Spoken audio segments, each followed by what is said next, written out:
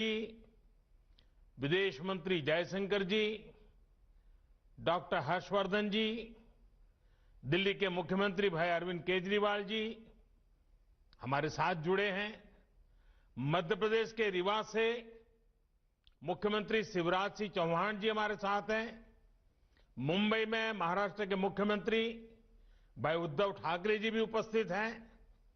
वाराणसी से यूपी के मुख्यमंत्री योगी आदित्यनाथ जी हमारे साथ जुड़े हैं।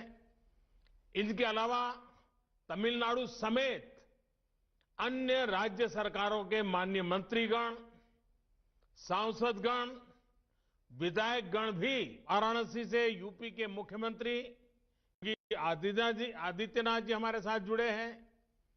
इनके अलावा तमिलनाडु समेत अन्य राज्य सरकारों के माननीय मंत्रीगण, सांसदगण, विधायकगण भी आज इस विशाल कार्यक्रम में हमारे साथ है। और सबसे बड़ी खुशी की बात है कि आज आणंद में सरदार वल्लभ भाई पटेल के बृहत परिवार के अनेक सदस्य भी आज हमें आशीर्वाद देने के लिए आए हैं। आज कला जगत के अनेक वरिष्ठ कलाकार, खेल जगत के अनेक सितारे, वे भी बहुत बड़ी मात्रा में इस कार्यक्रम के साथ जुड़े हैं और इन सभी के साथ हमें आशीर्वाद देने के लिए आए हुए ईश्वर का स्वरूप जैसे हमारी जनता जनार्दन, हमारे प्यारे भाई और बहनों, हमारे सभी भारत के उज्जवल भविष्य का प्रतिनिधित्व करने वाले बालकगण, आप सभी का बहुत बहुत अभिनंदन। रेलवे के इतिहास में संभवतः पहली बार ऐसा हो रहा है कि जब एक साथ देश के अलग अलग कोने से एक ही जगह के लिए इतनी ट्रेनों को हरी झंडी दिखाई गई हो। आखिर केवड़िया जगह भी तो ऐसी है। इसकी पहचान देश को एक भारत श्रेष्ठ भारत का मंत्र देने वाले, देश का एकीकरण करने वाले सरदार पटेल की दुनिया की सबसे ऊंची प्रतिमा से, स्टैच्यू ऑफ यूनिटी से है, सरदार सरोवर बांध से है। आज का ये आयोजन सही मायने में भारत को एक करती भारतीय रेल के विजन और सरदार वल्लभ भाई पटेल के मिशन दोनों को परिभाषित कर रहा है। और मुझे इस बात की खुशी है कि इस कार्यक्रम में अलग अलग राज्यों से इतने जनप्रतिनिधि भी मौजूद हैं। मैं आप सभी का आभार व्यक्त करता हूं। आज केवड़िया के लिए निकल रही ट्रेनों में एक train Puratchi Thalaivar doctor M G Ramachandran central railway station से भी आ रही है। ये भी सुखद संयोग है कि आज भारत रत्न एमजीआर की जयंती भी है। एमजीआर ने फिल्म स्क्रीन से लेकर पॉलिटिकल स्क्रीन तक लोगों के दिलों पर राज किया था। उनका जीवन, उनकी पूरी राजनीतिक यात्रा गरीबों के लिए समर्पित थी। गरीबों को सम्मानजनक जीवन मिले, इसके लिए उन्होंने निरंतर काम किया था। भारत रत्न एमजीआर के इन आदर्शों को पूरा करने के लिए आज हम सब प्रयास कर रहे हैं। कुछ साल पहले ही देश ने उनके सम्मान में चेन्नई सेंट्रल रेलवे स्टेशन का नाम बदलकर एमजीआर के नाम पर किया था। मैं भारत रत्न एमजीआर को नमन करता हूं, उन्हें श्रद्धांजलि देता हूं। साथियों, आज केवड़िया का देश की हर दिशा में, हर दिशा से सीधी रेल कनेक्टिविटी से जुड़ना पूरे देश के लिए एक अद्भुत क्षण है। हमें गर्व से भरने वाला पल है। थोड़ी देर पहले चेन्नई के अलावा वाराणसी, रीवा, दादर और दिल्ली से केवड़िया एक्सप्रेस और अहमदाबाद से जन शताब्दी एक्सप्रेस केवड़िया के लिए निकली है। इसी तरह केवड़िया और प्रतापनगर के बीच भी मेमू सेवा शुरू हुई है। डभोई चांदोद रेल लाइन का चौड़ीकरण और चांदोद केवड़िया के बीच की नई रेल लाइन अब केवड़िया की विकास यात्रा में नया अध्याय लिखने जा रही है। और आज जब इस रेलवे के कार्यक्रम से मैं जुड़ा हूं, तो कुछ पुरानी स्मृतियां भी ताजा हो रही है। बहुत कम लोगों को मालूम होगा कि बड़ौदा और डभोई के बीच में नैरोगेज रेलवे चलती थी। मुझे अक्सर उसमें यात्रा करने का अवसर रहता था। माता नर्मदा के प्रति मेरा एक जमाने में बड़ा विशेष आकर्षण रहता था। मेरा आना जाना होता था। जीवन के कुछ पल मां नर्मदा की गोद में बिताता था।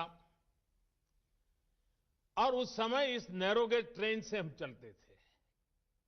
और ये नैरोगेज ट्रेन का मजा ये था कि आप उसकी स्पीड इतनी धीमी होती थी, कहीं पर भी उतर जाइए, कहीं पर भी उसमें चढ़ जाइए, बड़े आराम से। इवन कुछ पल तो आप साथ साथ चले तो ऐसा लगता है कि आपकी स्पीड ज्यादा है।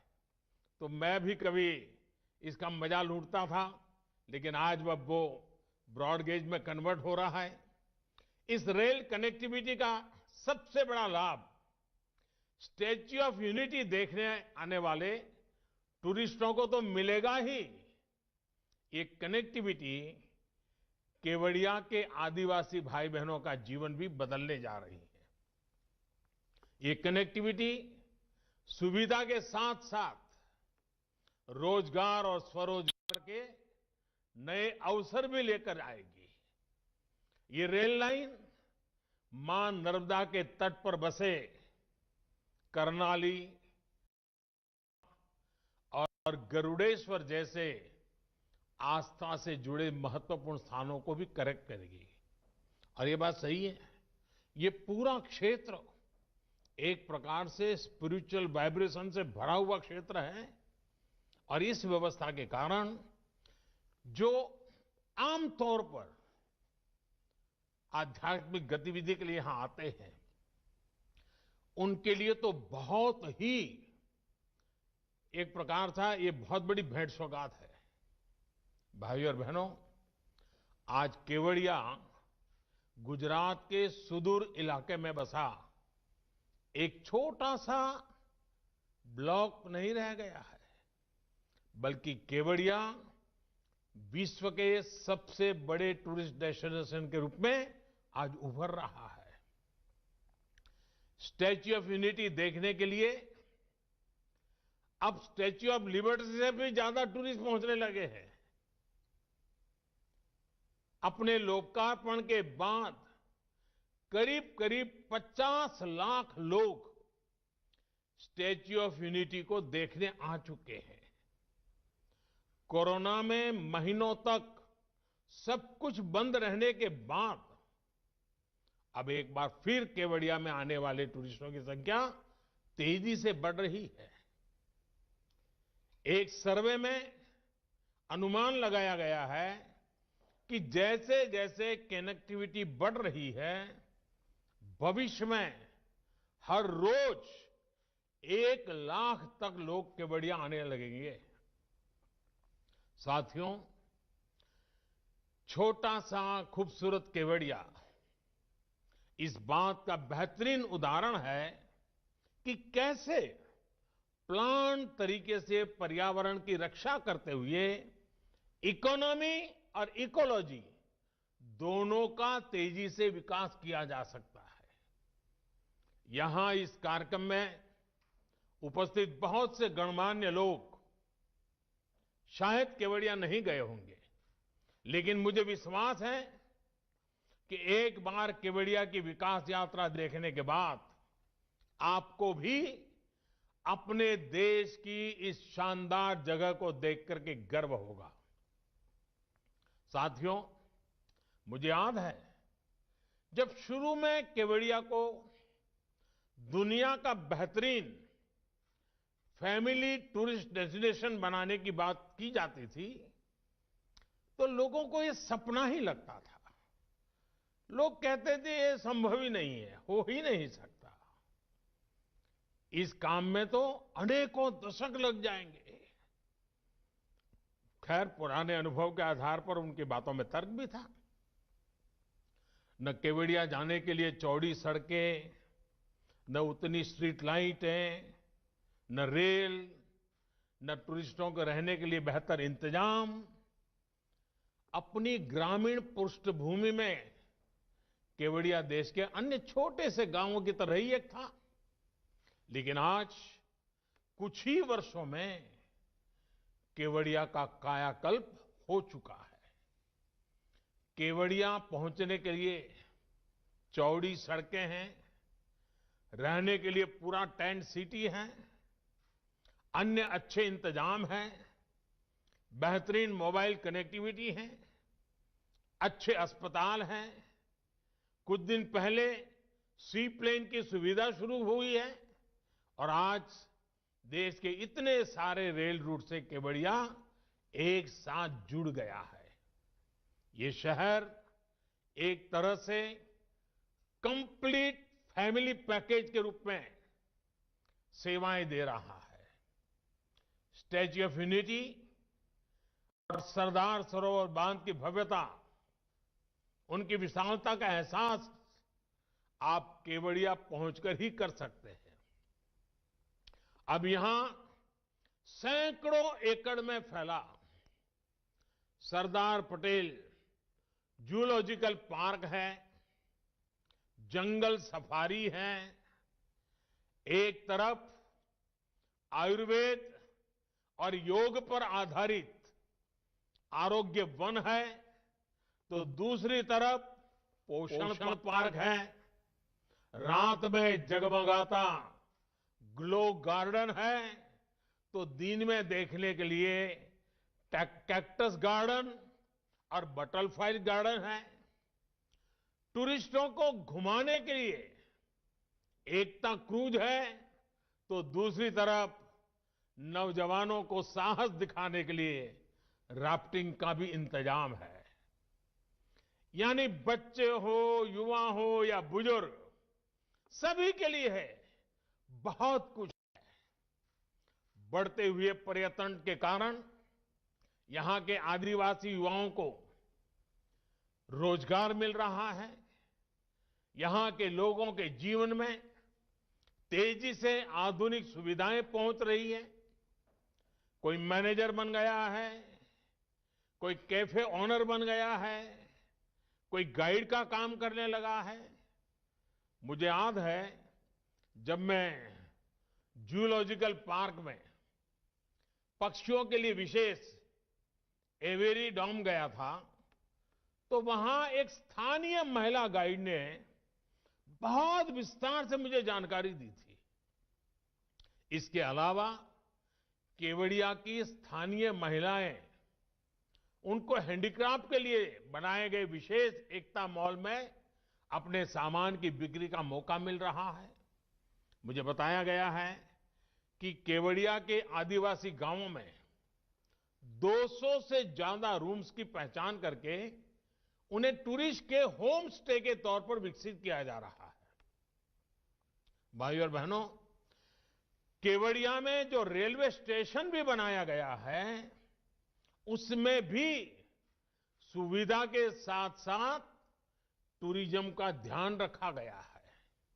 यहां ट्राइबल आर्ट गैलरी, और एक व्यूइंग गैलरी भी बनाई जा रही है। इस व्यूइंग गैलरी से पर्यटक स्टैच्यू ऑफ यूनिटी को देख पाएंगे। साथियों, इस प्रकार के लक्ष्य केंद्रित प्रयास भारतीय रेल के बदलते स्वरूप का भी प्रमाण है। भारतीय रेल पारंपरिक सवारी और मालगाड़ी वाली अपनी भूमिका निभाने के साथ ही हमारे प्रमुख टूरिस्ट और आस्था के जुड़े सर्किट को भी सीधी कनेक्टिविटी दे रही है। अब तो अनेक रूट्स पर विस्टाडोम वाले कोचेज भारतीय रेल की यात्रा को और आकर्षक बनाने वाले हैं। अहमदाबाद केवड़िया जनशताब्दी एक्सप्रेस भी उन ट्रेनों में से होगी जिसमें विस्टाडोम कोच की सुविधा मिलेगी। साथियों, बीते वर्षों में देश के रेल इंफ्रास्ट्रक्चर को आधुनिक बनाने के लिए जितना काम हुआ है वो वाकई अभूतपूर्व है। आजादी के बाद हमारी ज्यादातर ऊर्जा पहले से जो रेल व्यवस्था थी उसको ठीक ठाक करने या सुधारने में ही लगी रही। उस दौरान नई सोच और नई टेक्नोलॉजी पर फोकस कम ही रहा। ये अप्रोच बदली जानी बहुत जरूरी थी और इसलिए बीते सालों में देश में रेलवे के पूरे तंत्र में व्यापक बदलाव करने के लिए काम किया। ये काम सिर्फ बजट बढ़ाना, घटाना, नई ट्रेनों की घोषणाएं करना यहां तक सीमित नहीं रहा। ये परिवर्तन अनेक मोर्चों पर एक साथ हुआ है। अब जैसे केवड़िया का रेल से कनेक्ट करने वाले इस प्रोजेक्ट का ही उदाहरण देखें तो इसके निर्माण में, जैसे अभी वीडियो में बताया गया था, मौसम ने, कोरोना की महामारी ने, अनेक प्रकार की बाधाएं आई, लेकिन रिकॉर्ड समय में इसका काम पूरा किया गया।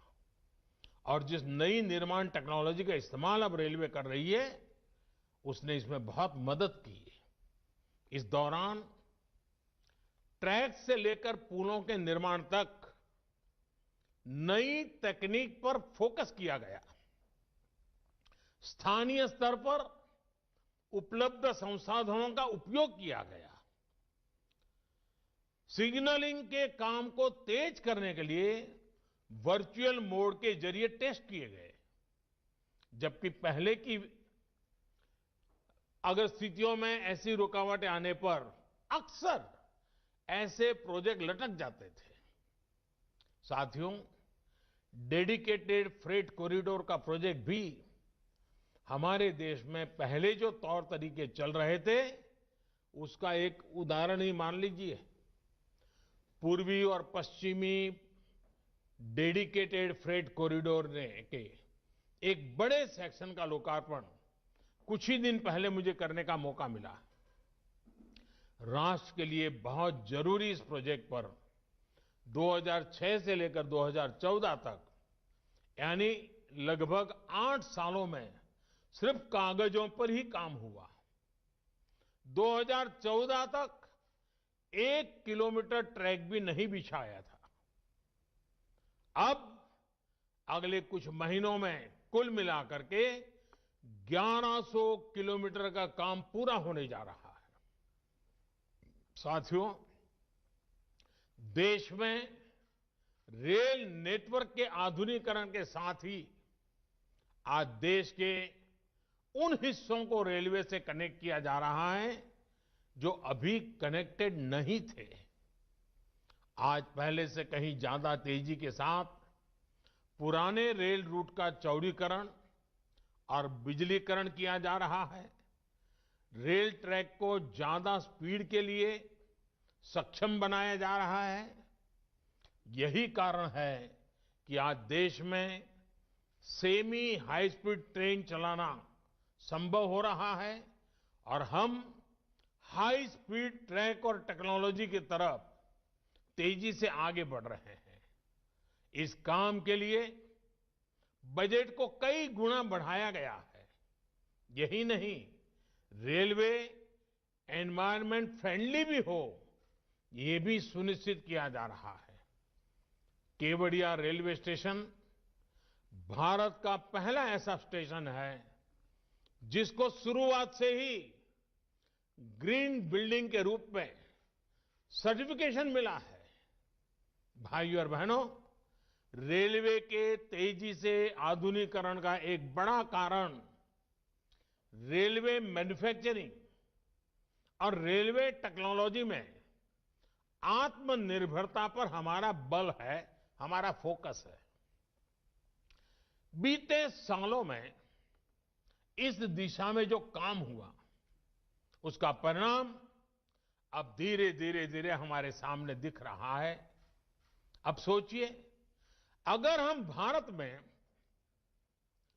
हाई हॉर्स पावर के इलेक्ट्रिक लोकोमोटिव नहीं बनाते, तो क्या दुनिया की पहली double stack long haul container train क्या भारत चला पाता?